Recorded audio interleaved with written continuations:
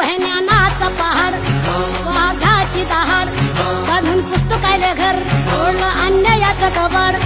माय बाप वाणी प्रेम दिलं सारले समान, आज उंच वाणी सन्मानाने ताट आमची मान. है ज्ञानाचा पहाड, वाघाची दहाड, बांधून पुस्तकाले घर, ओढलं अन्यायाचं कबाड. भीमा भीमा भीमा तूच आमची शान आहे, पुऱ्या जगाले तुया अभिमान आहे. भीमा भीमा तूच आमची शान है, पुऱ्या जगाले तुया अभिमान है.